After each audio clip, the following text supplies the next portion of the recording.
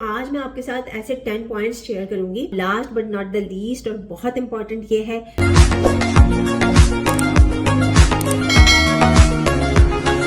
अस्सलाम वालेकुम, welcome back to my channel. This is doctor Sadia Sheikh.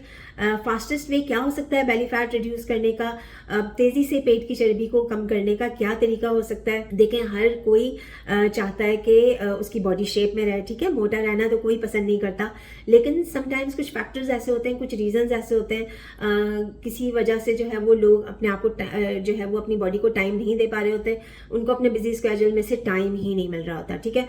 तो टाइम तो देखें निकालना पड़ता है, ठीक है। अगर आपको कोई चीज़ अचीव करनी है तो आपको टाइम निकालना पड़ेगा। या फिर ये होता है कि आपको नॉलेज ही नहीं होती, आपको समझ ही नहीं आता कि आपको करना क्या है बेली फैट को रिड्यूस करने के लिए, पेट की चर्बी को कम करने के लिए, अपनी बॉडी को शेप में लाने के लिए।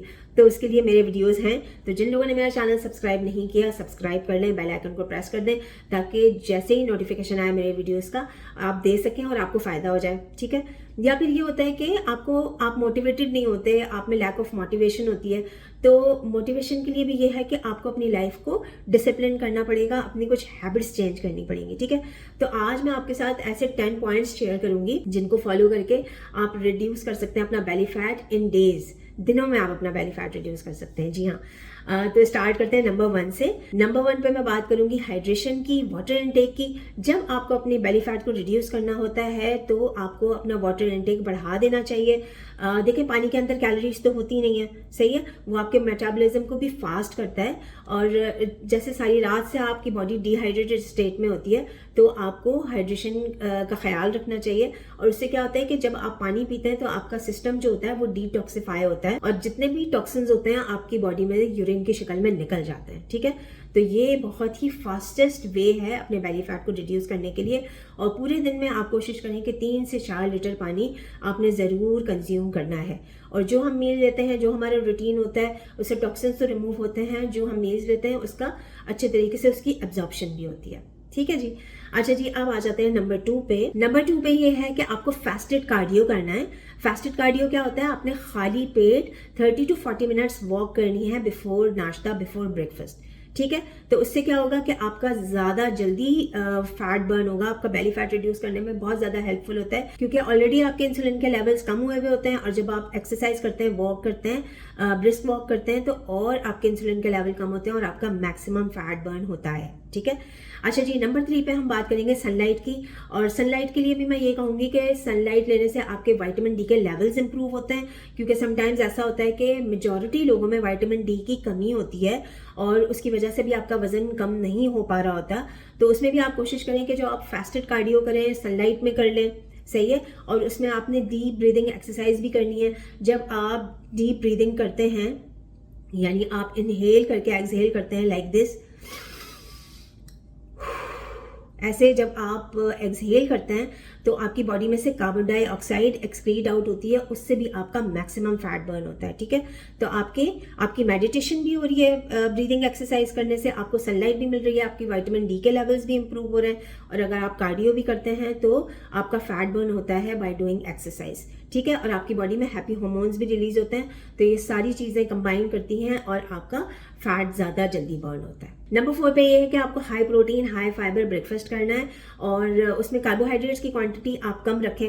ज्यादा कार्बोहाइड्रेट्स की क्वांटिटी अगर आप रखेंगे तो आपकी बॉडी का सिस्टम जो होता है वो स्लो हो जाएगा, मेटाबॉलिज्म स्लो हो जाएगा, और ज्यादा जल्दी आपको भूख लगना शुरू हो जाएगी, ठीक है। तो कार्बोहाइड्रेट्स लें क्योंकि आपको एनर्जी की जरूरत होती है, लेकिन कम क्वांटिटी में।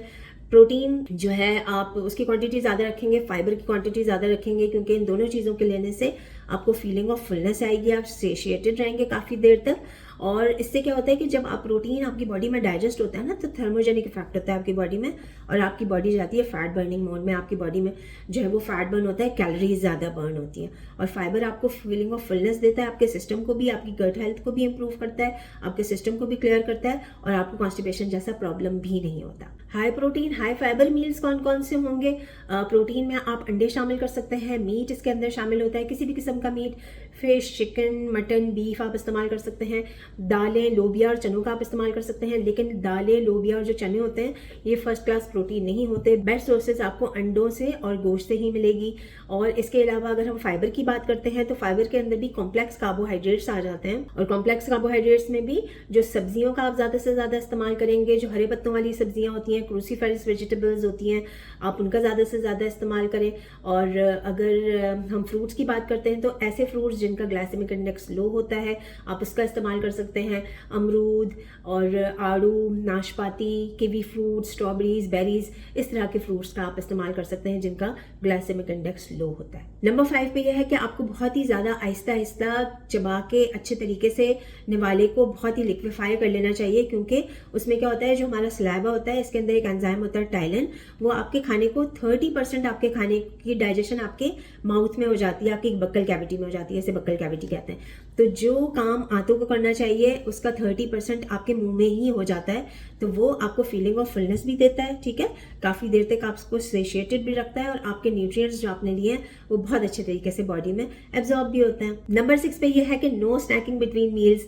आपको सिर्फ 3 मेन मील्स लेने हैं, क्योंकि हमारा मकसद है कि इंसुलिन के लेवल को कम रखना। जब हम खानों में गैप ज़्यादा देते हैं तो इंसुलिन के लेवल कम होते हैं और आपका ज़्यादा मैक्सिमम फैट बर्न होता है। हाँ, स्नैकिंग में आपको बताती हूँ कि आप किस टाइप के स्नैकिंग कर सकते हैं। आप ग्रीन टी ले सकते हैं, आप कॉफ़ी, टी ले सकते हैं with very less milk, without sugar, और आप चिया सीड वाटर ले सकते हैं, एस्पागोल वाटर ले सकते हैं, लेमनेड ले सकते हैं, जो लेमन वाटर होता है उसके अंदर आपने शक्कर ऐड नहीं करनी।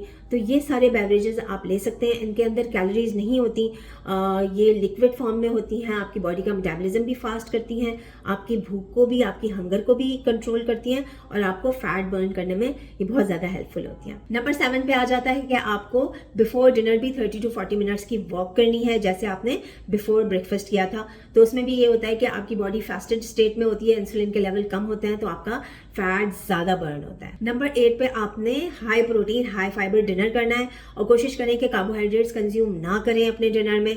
जो भी कार्बोहाइड्रेट्स आपने लेने हैं वो अपने लंच और ब्रेकफास्ट में ले लें, क्योंकि वैसे ही रात में जो है वो आपको इतनी ज़्यादा एनर्जी की ज़रूरत नहीं होती, और कार्बोहाइड्रेट्स का काम होता है आपको एनर्जी प्रोवाइड करना। तो वो जो एनर्जी आपको चाहिए थी वो आपको डे के टाइम पे आपको मिल गई है। तो इसमें अगर आपको जल्दी फैट लॉस करना है, जल्दी पेट की चर्बी को कम करना है, तो सिर्फ प्रोटीन और फाइबर, प्रोटीन सैलेड ले लीजिए जिसमें चिकन और सब्जियों का इस्तेमाल होगा। तो इससे आपका ज़्यादा जल्दी बेली फैट रिड्यूस होगा, आपका बॉडी का फैट जल्दी बर्न होगा। नंबर 9 पे यह है कि आपने 7 से 8 घंटे की रात की साउंड स्लीप लेनी है। आप अपने सारी गैजेट्स को ऑफ कर दें, ठीक है, और आराम से सो जाएं, और सोते सोते भी आपकी बॉडी चली जाएगी फैट बर्निंग मोड में।